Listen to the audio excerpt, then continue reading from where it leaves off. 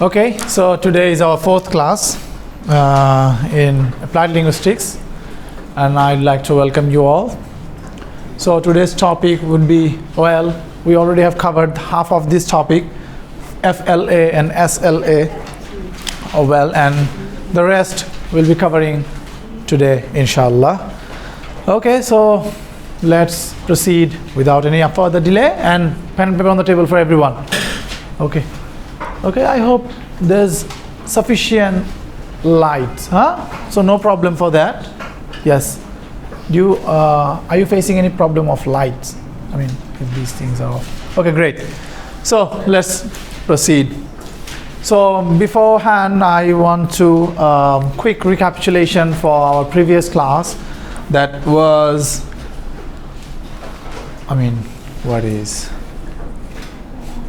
what has happening? Hey, call him. Call Momin. Oh my goodness. Battery issues. Hi.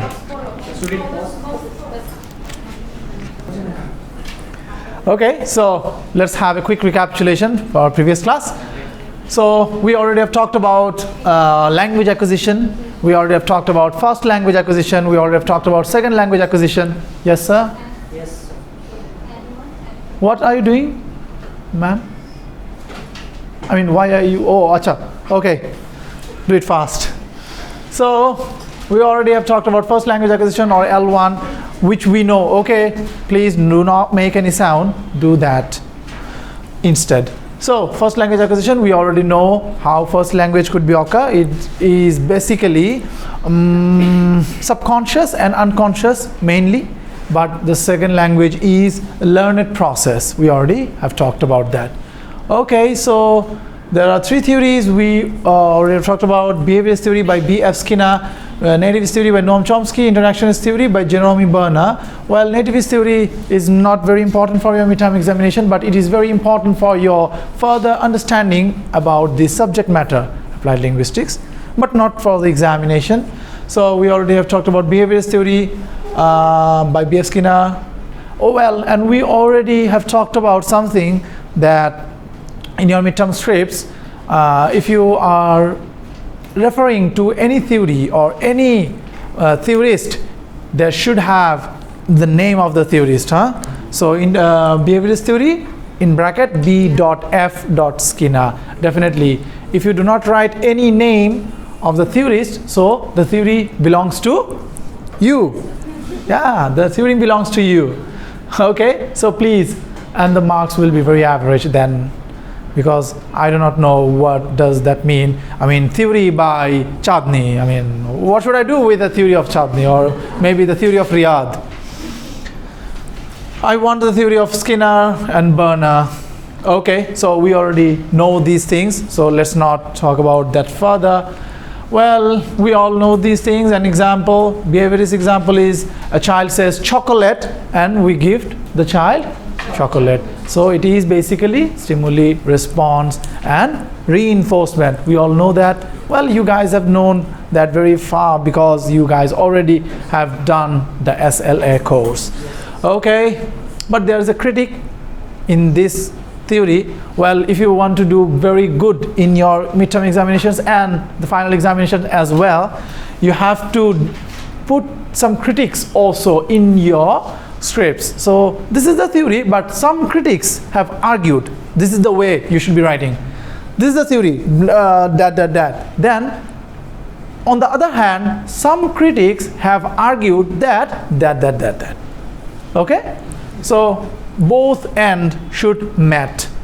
Everything should be accounted in your exam scripts in order to gain higher marks, not definitely marks, because marks would be given by, even if you do not write any critic, because in the question paper I won't be writing that write the critics also. No, it's not a good approach to the questions. I should not write that. But if you write that in the midterm exam scripts of yours, then definitely the number will rise. Definitely. And some of you maybe, where is Vinti? Oh my goodness, that girl. Well, I'm talking about marks, and she's a girl who wants marks very, very eagerly. That's why she was in my mind. Okay, so if you want higher grades, you have to write critiques. Closed. Okay, so interactionist perspective, we already have talked about that. Scaffoldings, that means it happens. Hey, it happens in the social periphery, in the social context. We already know that. Okay, stages of first language acquisition. We already know that this is very important for your midterm examinations. Okay, and we have briefly discussed that thing, so let's not discuss it today. Okay, critical period hypothesis, CPH by Eric Lenneberg, 1967.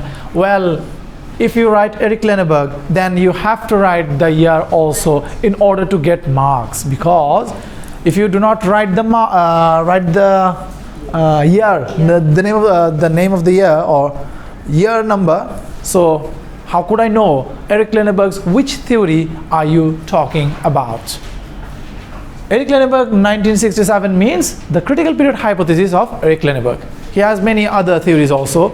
So this 1967 refers to critical period. Great, good students. Okay. So we already, very briefly we already have talked about that, and which one is connected to which theory, we already have talked about that also, correct? So let's not talk it today again. Okay, but this one I hope you guys remember. Oh well, this one has already been uploaded to your portal. I do not know whether you have checked it or not. Okay, if you have checked it, so you know it already has been uploaded to your portal. Good. So SLA research informs curriculum design, assessment and policy making in multilingual context. This is very important, and this thing we elaboratively have been said in this classroom, haven't we? Yes, we have. Okay, so from here today's class resumes. Let's see what happens here. So theories of second language acquisition. Well, you guys already know these things. Basically we are recapitulating your previous course also, and well, this is very important for our applied linguistic course. So we are saying these things because we are connecting these things one to another. Okay, so these things are also connected to our applied linguistic form, and that's why we are having a recapitulation, because all of you have done SLA. So from there, Krasner's monitor model, you guys know that Krasner's monitor model already? No, sir. Hey, this is yes sir, definitely Krasner's monitor model. We monitor. Okay. Let me give you a very brief thing of that. We cannot speak. In order to speak, we cannot speak very well in front of native speakers or in front of other speakers, because we monitor a lot. We think, well, my grammar is correct or not, whether my accent is good or not, whether I'm doing a wrong thing or not. This is called monitoring. That does mean that I am speaking, and if I monitor a lot, then my speaking could be hampered. That is basically the Krasner's monitor model, and I think definitely if you have done the SLA, these already have taught to you. Definitely. Yes, Krasner's monitor model. Yes, sir. Definitely. You have forgotten. Okay, no problem. Let's study it again then. Krasner's monitor model emphasizes comprehensible input and emotional readiness. That means, well, by Krasner, he said, if we emphasis on output, and if we monitor our output very much, we can never learn a language very properly. Everyone, please listen to me very carefully on that manner. If we put emphasis on our output, which is speaking in the oral form, writing in the written form, and speaking in the oral form, we can never learn a language very properly. So monitoring something it has its good effect and bad effect. Good effect is, well, whatever I'm speaking, whatever I'm writing, it is basically the correct sentence or correct words or correct expressions. But on the other hand, it is giving me hamper, it is hindering my voice. Well, I'm thinking, hey, should I say I eat rice? Should I say I ate rice? Should I say I am eating rice? Oh, what should I say? Someone has asked me that, well, have you eaten rice today? Or what have you got for your lunch? Then I'm thinking whether I should say I am eating rice, I shall have eaten rice, I shall eat rice. What can I say? Which one would be the proper grammar? Which one would be the proper expression? So these monitoring things are happening within my brain, so it is affecting my delivery. It is affecting my output. Output is delivery. Delivery is output. That's what Krashen has been said. I believe you guys have heard these things before, definitely in the second language acquisition course, haven't you? Hey, you have heard this before. Oh, you guys haven't attended the SLA course, so that's why. Okay, no problem. But those who have done the SLA course very rigorously, surely you guys have known these things, huh? Okay, so this is Krashen's monitor model. Okay, Krashen's monitor model is important. Well, if not for some, well, I'm saying semi-final because those Champions League semi-final, sorry, for your midterm. If not for midterm, definitely for finals. Krashen's monitor model is important. Well, the main thing is emphasizes comprehensible input and emotional readiness. Those who are very nervous of saying, those who lack confidence, if a person lacks confidence, then he or she could not be able to make his or her delivery very properly. This is what Krashen's monitor model is saying, has said. Okay? So if you are not confident enough, well, you are basically monitoring much. You are monitoring much. Well, should I say that? Should I not say that? Should I say that? Should I not say that? So this is a monitoring cell is having a war within yourself, in your brain. We're focusing on the effective filters. Well, effective filters hypothesis, that's correct. Effective filter hypothesis, we are also saying that, but monitoring something is quite a bit, yes. Effective filters hypothesis are also connected to Krashen's monitor model. Thank you. Yes, so, see, you guys have already done SLA course. Great. Well, that's why we are having a recapitulating class. I have said it earlier that today we will be discussing many things that we read before, but unfortunately we forgot, or everything left out from our mind after the examination held. Okay, so this is one of the Krashen's monitor model thing. So if I put this in your midterm examination, that would be quite a bit predictable one. And if not in the midterm examination, definitely shall be in the finals. Well, whether it could be in midterm or in the finals. Okay, done. So let's see, Vygotsky's sociocultural theory. Vygotsky, what does Vygotsky say? Language is acquired through social interaction within cultural context, which is, which is said by, The natives. no, this. See, these are all connected. Vygotsky's theory is which one? Vygotsky's theory is connected to which one? Jeremy Berners' interactional theory. Good? Okay, please do make connections. Please do make connections. Whether one theory is connecting to other, please do make connections. It will increase your marks very, very, very much. Definitely. Please do make connections. But please, there's a problem. If you make too much connection, then you could be confused. Well, which one is which one? So please do not get overemphasized with it, but please do make some connections. Am I correct? Yes. Great. Okay, so Vygotsky's socio-cultural theory, language is acquired through social interaction within cultural context. And then interlanguage theory, Selinka. Hey, you already have talked about, oh, sorry, you know that already, huh? Selinka's interlanguage theory. Learners create an evolving and systematic linguistic system that is neither fully L1 nor L2. Well, okay.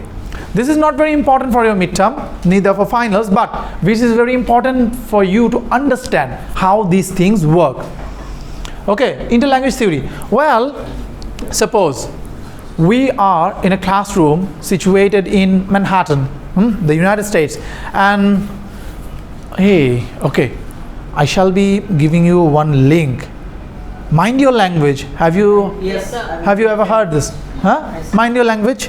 Well, Mind Your Language is a series where many people from around the world come together in a classroom to learn English from an Englishman.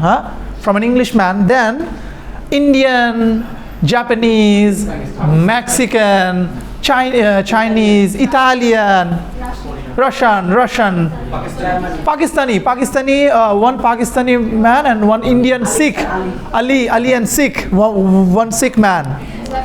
It's not S-I-C-K, it's S-I-K-H, Sikh, Sheikh. Well, yes. So, that's the series where interlanguage theory, created. Hey, there was a Spanish man. Every time, in the first hey everyone, in the first period of this series, in the first period of the series, every time the Spanish man said anything or heard anything, then he said por favor. Por favor means Sorry. well, it's not sorry. It's maybe please and excuse me with blend of both. Please and excuse me, or sorry. Everything does mean por favor. Mon amor, por favor. So he said por favor every now and then. Interlanguage theory basically represents that particular thing. Well, in a classroom where many countries people has arrived, then they build one language which is neither L1 nor L2. That means no one of them is using their particular language. Hindi by Indian, Urdu by Pakistani, Spanish by this Spaniard, or maybe Mexican by that Mexico guy. Neither of them are using their L1, nor basically they can use L2. That means the target language, the English. They were there to learn English language. So basically they were not speaking in a very correct and fluent form of English, so that's not L2, and they were neither speaking in their own language. The Urdu speaking man was not speaking Urdu. The Russian girl were not speaking Russian. So they were basically inter-language within they were formed, where something within the L1 and L2, their own language, which actually serves the purpose of a lingua franca at that particular time, at that particular class, and which one is not a fully fledged language. They have to interact with each other. They have to interact with each other, and for that reason they developed one language which was neither L1 of any of them nor L2. That means the target language, which definitely was English. See, this is how interlanguage theory works. Understood, everyone? Oh, come on, this is very easy. Learners create an evolving and systematic linguistic system.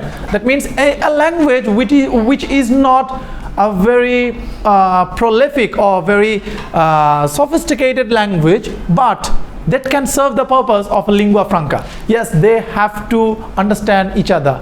Please give me that board. Let's go to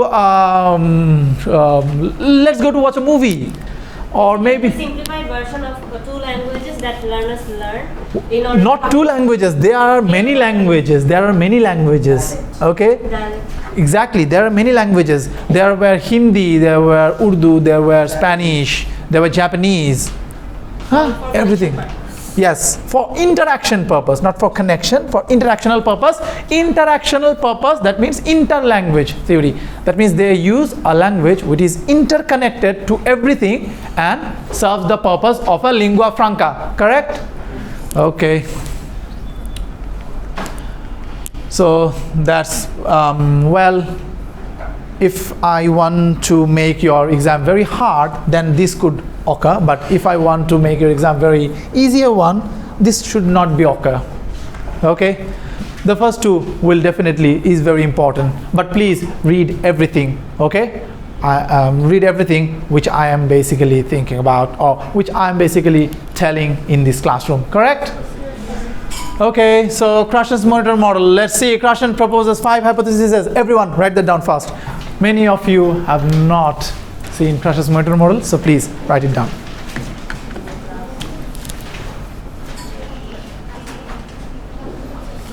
Krashen's proposed 5 hypotheses, effective filter hypotheses and everything, nah?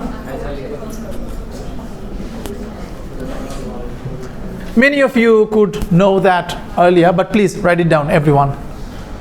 If I say write Krashen's monitor model, so you have to be writing everything and giving the examples and elaborating, giving the elaboration of everything and giving the examples in the midterm or final scripts.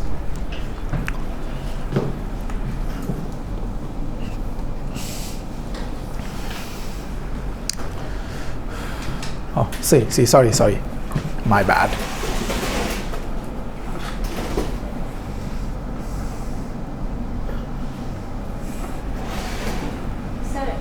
Yes, no, in English, please. It should be monitor model hypothesis, right? Indeed. It's written only monitor hypothesis. Model, definitely, yes. Model. Well, you can write in this way also, because I find some of the books have said monitor model, some books says monitor model hypothesis. Everything, no problem. Everything is correct. I mean, as long as it is in the books.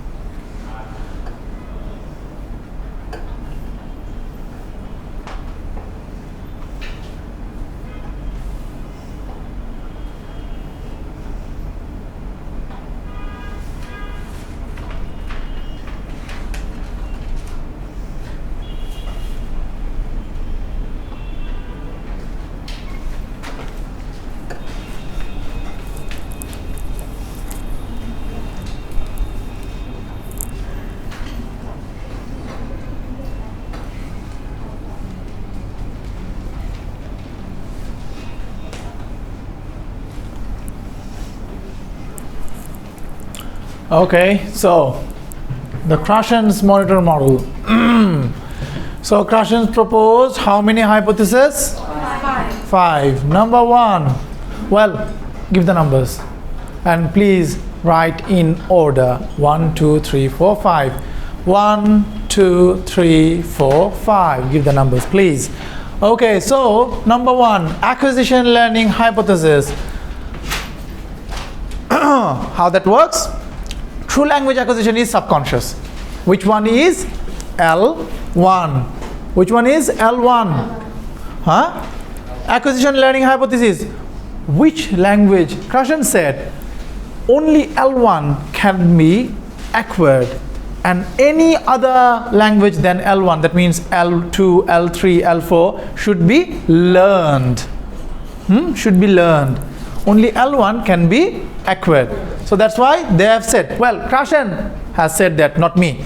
Krashen is saying acquisition learning hypothesis, true language acquisition is subconscious. We subconsciously acquire language, which was L1. great.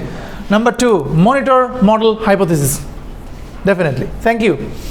So monitor model hypothesis is learned knowledge acts as a monitor to correct output. If I know tense, for example, if I know past tense, present tense, future tense in English, if I know I eat rice is present tense, I ate rice is past tense, I will eat rice is future tense, then it will basically act as a monitor while I am saying anything. If any person, well, if Chandni asks me now, sir, have you done your lunch today? Well, then in my mind, my conscious mind will monitor me, as I know ate is past tense, eat is present tense, will eat is future tense. So yes, I have done my lunch today, so I will give the answer, yes Chandni, I ate lunch today, I ate rice today. See, this is how the monitor things happen. I will not say, yes Chandni, I eat rice today. Well, she asked me, sir, have you done your lunch today? If I am saying that yes, I eat rice today, in the present tense, no, that's not going to be correct answer, because she is asking me something which was in past. So I have to answer in the past tense. This is how monitor model hypothesis work. Because I know learned knowledge acts as a monitor to correct output. Okay, natural order hypothesis. Number 3, structures are acquired in a predictable sequence. Structures are acquired in a predictable sequence. That means the sequence, the sentence, the syntax. Okay, first come past, then the present, then the future. Just like first comes subject, then verb, then object. That's right. So this is how these things, natural order hypothesis works. Okay, input hypothesis, one of the most important kind here. Comprehensive input, I+1 is essential for progress. Well, here basically saying I+1, do you know what does that mean? Input hypothesis at Krashen's monitor model, not this I+1. This is the input hypothesis. That means I means you have that one, you have something within your mind. You have something prior knowledge within your mind. Before coming to this class, you have gone through, you have gone through under various courses. You have done phonetics and phonology. Yes. You have done SLA. Yes. You have done introduction to linguistics. Yes. So you guys have something, some prior knowledge which refers to I. Some prior knowledge within yourself, so that I am now giving that +1. That means one knowledge at a time. So one knowledge at a time I'm giving you. So basically afterwards, when this knowledge will be gathered within your information system or within I will give you another knowledge. That means every time you gather one new knowledge, that will represent, that will connected, that will be incorporated, that will be stored in the I section within your mind, within your brain. Okay, so see, today's class I'm giving you, today's class is +1, but afterwards maybe the next week class, which will be holding on Tuesday, maybe Tuesday. Yes. Tuesday we have a class. So at that class we will have to discuss about a new topic. That new topic will become I, and today's new topic, that new topic will become 1 plus 1, and today's topic will become then the I, the product of I. So every time you learn new thing, that becomes I, or that incorporates, that joins I within your brain, that another new thing is going to be the plus 1. Thank you, Chandni. Yes, this is the input hypothesis. This is how we learn. This is how we learn language, this is how we learn math, this is how we learn anything and everything in this world. Is that correct? So, sir, can yes, it be plus 2 or 3? No, it should be 1. 1 at a time, because 1 at a time. Yes, it should be plus 2, 3, not more than, not basically 2, 3 plus infinity, but not at a time, not in one time. At a time, we learn one new thing. In general, he's saying basically. Okay, so input hypothesis, and then affective filter hypothesis. Emotional states like anxiety can block language intake. Definitely, affective filters hypothesis. Well, should I talk in that way? Is it correct? Is my tone is correct? Is my grammar is correct? Is my what can I say? Native accent is correct? Is my grammar is wrong? So this is basically creates some anxiety. So it makes us anxious and it affects our filters hypothesis. That means affective filter hypothesis. It affects our learning process definitely. Okay. So for example, learners immersed in a stress-free communicative environment outperform those rigid grammar-focused contexts. Yes. So it is the duty of a teacher. It is the duty of a teacher that you should not put much stress to your learners so that they can say whatever they want to say, and the lower the affective filters is, the higher the learner's process should be performed. Okay, correct? Great. So this is the teacher's work to be done. So this is how Crusher's motor model is. This is very important for midterms also. Okay, sociocultural theory in SLA. Vygotsky emphasizes that language is not merely individual cognition but shaped by social process. ZPD, zone of proximal development, the distance between what learners can do alone with guidance. For example, pair work in ESL, English as a second language classrooms, helps learner access higher linguistic competence through collaboration. Well, sociocultural theory. Think of this classroom. This classroom is a society. Definitely this classroom is a society. So the zone of proximal development is in the classroom. Well, he's saying the distance between what learners can do alone with the guidance. Well, if I say the lecture, if I give the lectures about how to speak English very well, how to speak English in a good manner, I'll be giving the lectures and you guys will be individually writing those things and those theories, and still you guys not been able to speak very well. But if I make some groups and pairs, then I just instruct that, well, speak one dialogue, perform one dialogue for 3 minutes. Okay, act one dialogue, or maybe any other thing, debate. It could be a debate, it could be a dialogue, anything, or in any conversation. Just do some conversation in English. So that would be very helpful for you guys, because it is socially you are delivering one culture to another. You are basically having a conversation. You are having a linguistic performance to be performed within yourself. So it is something that we can learn by doing. Learning by doing. See, this is how learning by doing works. So that is what zone of proximal development, the distance between what learners can do alone and with guidance. With guidance means, alone means you are writing it alone, and with guidance means, yes, you two are performing a dialogue, and then one teacher is guiding you. One might say, I'm not feeling good today. Well, the teacher said, well, you should be, I'm not feeling well today. I'm not feeling good. Okay, it's okay, but I'm not feeling well is the appropriate one. Is the appropriate one. So this is how guidance and teamwork happens. Okay, pair works in ESL, English as a second language classroom. they were talking about. Okay, so this is social cultural theory. Social cultural theory by whom?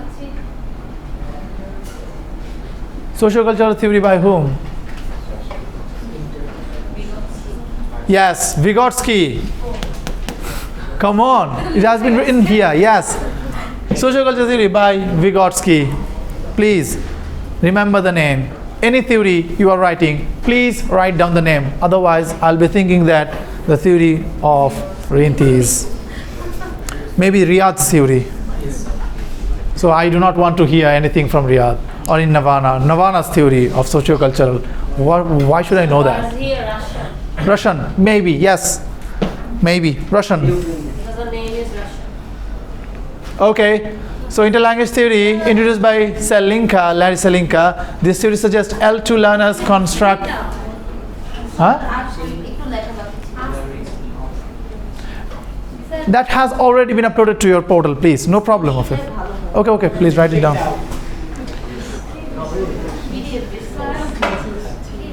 Okay, so we no, write it down. Fast. Hey.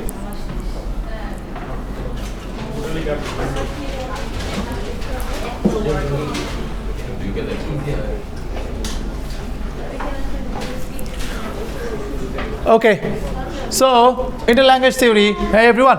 Okay, let me go through first. Interlanguage theory by Larry Selinka. The theory suggests L2 learners construct a transitional linguistic system. Well, that's what we're talking about in the mind your language. Okay, influenced by L1 structures includes unique innovations. Well, I'd really suggest you guys, maybe in the portal or in the, hey, do me one favor, Riyadh, in your WhatsApp groups, one from male Riyadh's group and another one from Chandni. Okay, please pause it. Okay, so one from male, which is Riyadh, and another one from female, which should be Chandni. Please search it on YouTube, Mind Your Language series, and please submit that link in the group, please. And everyone, please watch that series, at least 1 or 2 episodes. That will basically make you learn that how interlanguage theory works. Those users of that L2 develops a unique language which includes unique innovations and definitely influenced by L1 structures. Definitely there should be L1 structures, influence and then innovation. An innovative linguistic structure should be presented. Okay, can undergo fossilization where errors become permanently entrenched. Well, fossilization is one of the most important part here, but it is quite a bit hard for you guys. Well, not very hard. Let me explain it in very clear-cut theory or clear-cut structure. Fossilization means something, some error could be fossilized. That means it can never be retrieved. It can never be in the good position. Well, many people in Bangladesh who are from Rajshahi, okay, who used to say sa sound instead of saying sha sound. Yes, sir. Yes, sir. Sha sound instead of saying, they are saying sa. So that has been fossilized. The sound, yes, that's right. So that sound has been fossilized. That means it is out of the order. It is beyond correction. It cannot be corrected anymore. It can never be corrected anymore. It is basically beyond correction. That one is fossilization. Fossilization means beyond correction. Stopped, stuck. The way it has been stuck. Okay? It cannot be changed. Yes, it is fossilized. It can never be changed. It can never be incorrected, we can say. Okay, where errors become permanently entrenched. For example, a native French speaker may say, she have 3 children due to transfer from French syntax. She have 3 children or she has 3 children. But in French, she have. But in English, she Has. So have become fossilized. He cannot basically, no matter how much hard is he trying, still he is ending up with saying have. What? Okay, done. Interlanguage theory, gone. Factors influencing SLA, there are 4 main factors: age, motivation, cognitive style and aptitude, social identity and attitudes. Well, these things are quite a bit self-explanatory. This is also important, but I do not think here is something that you never know. Well, age, definitely. So second language acquisition, age is one of the most important thing, because critical period hypothesis by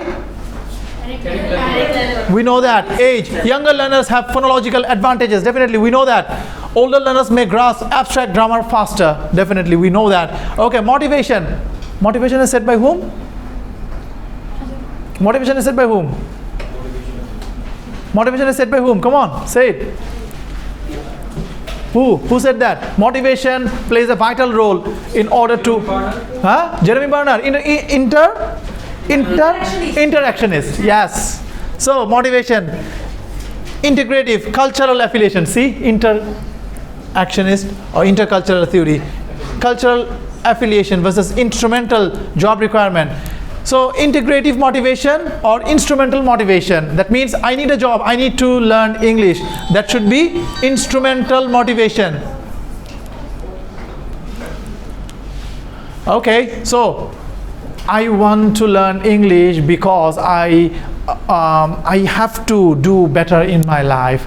If I know English, then I can speak properly to the foreigners, and then I could do well in my business. That is integrative. That means cultural affiliation.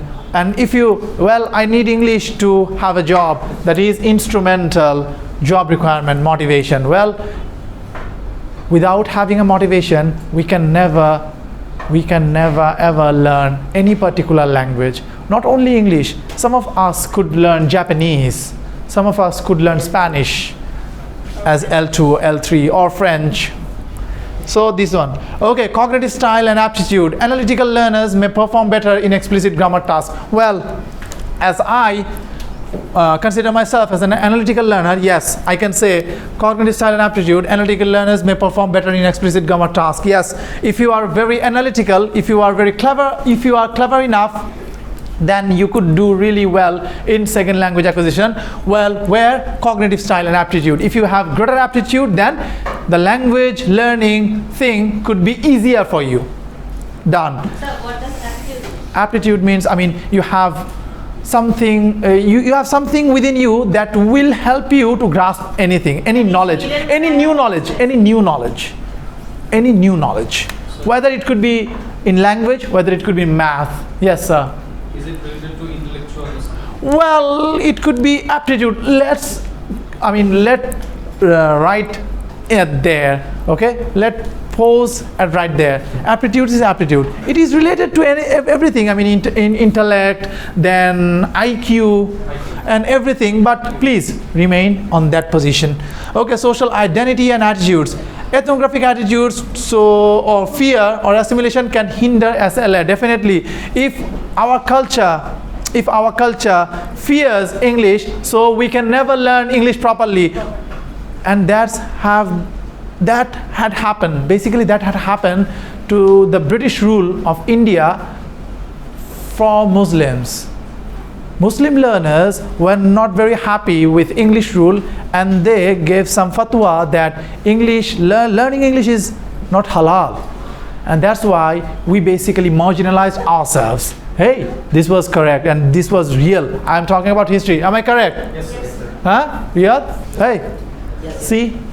So basically, how your culture look at that particular language, or how your culture look at that particular way of thinking, that definitely enhance your learning or decrease your learning. Okay? See, create hinder in second language acquisition. Okay, so factor influencing SLA, those 4 factors are important for your midterm. Please, that has already been uploaded to your portal, so please see that and learn from there. Okay, comparing L1 and L2 acquisition. I would not really suggest you guys to write that now, but if this table is not coming to your midterm, definitely should be in your finals. And if it is coming to your midterm, then you guys are very free from your final examination. That will surely be coming either on your midterm or in your finals. Well, please do not write that. We do not have much time today. Well, feature, onset, context, success rate, conscious awareness, and influences L1. L1 acquisition, onset, from birth. L2 acquisition, onset, post-childhood or adulthood. We all know that.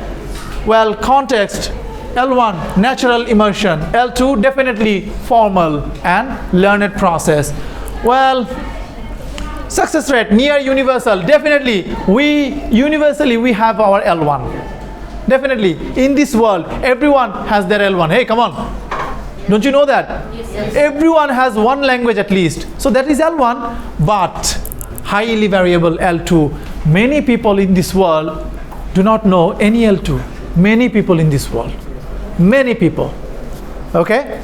So, conscious awareness, L1 is unconscious or conscious?